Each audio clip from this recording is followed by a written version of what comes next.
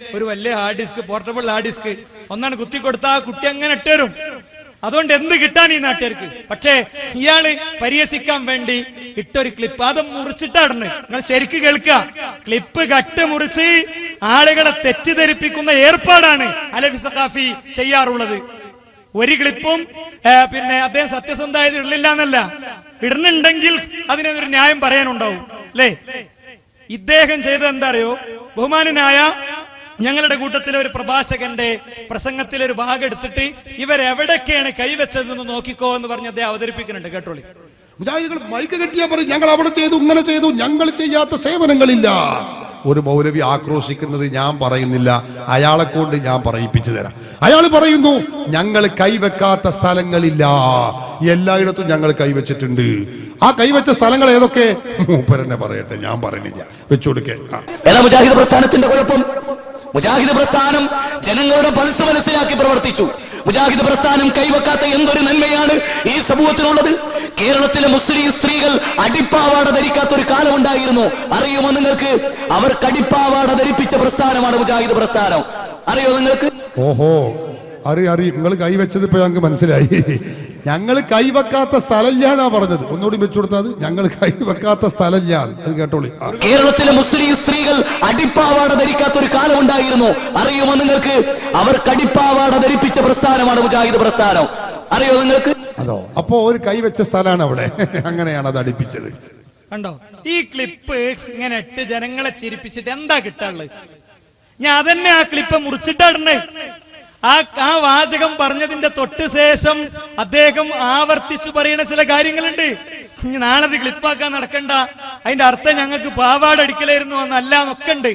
ഇത് മുറിക്കുമ്പോ അലവി സഖാഫി നിങ്ങൾ കണ്ടിട്ടുണ്ടല്ലോ. ഇത് യുലീഡിലോ വീഡിയോ കട്ടറിലോ കയറ്റത് മുറിക്കുമ്പോ ജനങ്ങളെ ചതിക്കുമ്പോ, ഒരാളെ ജനങ്ങളെ മുന്നിൽ അവഹേളിക്കാൻ ശ്രമിക്കുമ്പോ, ഒരു പ്രസ്ഥാനത്തെ ഇല്ലാതാക്കാൻ ശ്രമിക്കുമ്പോ നിങ്ങളടുത്ത് തെളിവില്ലായിട്ടല്ലേ?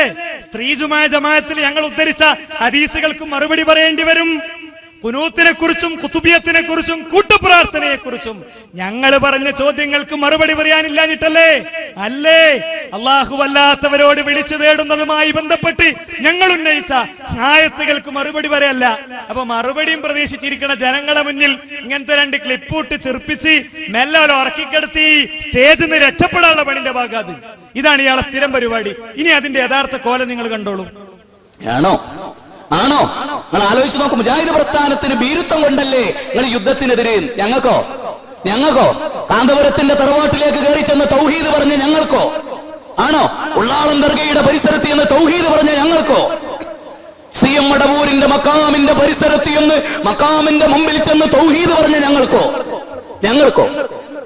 ബാബരി മസ്ജിദ് പൊളിച്ച ഉടനെ ഇന്ത്യന്റെ മതേതരത്വത്തിന്റെ കടക്ക് കത്തിവെച്ച ഡിസംബർ 6 ഉണ്ടല്ലോ, 1992 ഡിസംബർ 6, ഇന്ത്യ രാജ്യത്ത് മുഴുവനും കലാപം പൊട്ടി പുറപ്പെട്ടപ്പോ മതം മനുഷ്യ സൗഹാർദ്ദത്തിന് എന്ന് പറഞ്ഞ് ചതുർദിന സമ്മേളനം നടത്താൻ മുജാഹിദ് പ്രസ്ഥാനം കാണിച്ച ധൈര്യത്തിനോ? ഏതാ മുജാഹിദ് പ്രസ്ഥാനത്തിന്റെ കുഴപ്പം? മുജാഹിദ് പ്രസ്ഥാനം ജനങ്ങളുടെ പൾസ് മനസ്സിലാക്കി പ്രവർത്തിച്ചു. മുജാഹിദ് പ്രസ്ഥാനം കൈവെക്കാത്ത എന്തൊരു നന്മയാണ് ഈ സമൂഹത്തിനുള്ളത്? കേരളത്തിലെ മുസ്ലിം സ്ത്രീകൾ അടിപ്പാവാട ധരിക്കാത്ത ഒരു കാലം ഉണ്ടായിരുന്നു. അറിയുമോ നിങ്ങൾക്ക്? അവർക്ക് അടിപ്പാവാട ധരിപ്പിച്ച പ്രസ്ഥാനമാണ് മുജാഹിദ് പ്രസ്ഥാനം. അറിയോ നിങ്ങൾക്ക്? അതിനർത്ഥം ഞങ്ങൾ പെണ്ണുങ്ങളെ പാവാട അടിക്കാൻ നടക്കുകയായിരുന്നു എന്നല്ല. ഇനി നാളെ അങ്ങനെ വ്യാഖ്യാനിച്ചേക്കണ്ട. അറിയോ നിങ്ങൾക്ക്? അതിനർത്ഥം ഞങ്ങൾ പെണ്ണുങ്ങളെ പാവാട അടിക്കാൻ നടക്കുകയായിരുന്നു എന്നല്ല. ഇനി നാളെ അങ്ങനെ വ്യാഖ്യാനിച്ചേക്കണ്ട. സുഹൃത്തുക്കളെ, ഇതാണ് അവസ്ഥ. ഇതൊരു ഒരൊറ്റ എക്സാമ്പിള്. ഏറ്റവും കൂടുതൽ മിസ്യൂസ് ചെയ്യപ്പെടുന്ന വ്യക്തി എന്നുള്ള നിലയ്ക്ക് ഒരൊറ്റ ഉദാഹരണം ഞാൻ കാണിച്ചതാണ്. ഇതാണ് ഇദ്ദേഹത്തിന്റെ കോലം, ഇതാണ് ഇദ്ദേഹത്തിന്റെ രീതി. പിന്നെ അദ്ദേഹം 1.5-2 മണിക്കൂർ ചെലവാക്കിയത് എന്തിനാ അറിയോ? മുജാഹിദുകളോട് ഗൗരവപൂർവ്വം പറഞ്ഞൊരു CD, ഞങ്ങളുടെ ഒരു പണ്ഡിതൻ പ്രഭാഷകൻ നടത്തിയ ഒരു പ്രസംഗം. ആ പ്രസംഗത്തിൽ ഓരോ ഭാഗം ഇട്ടിട്ട് ഇങ്ങനെ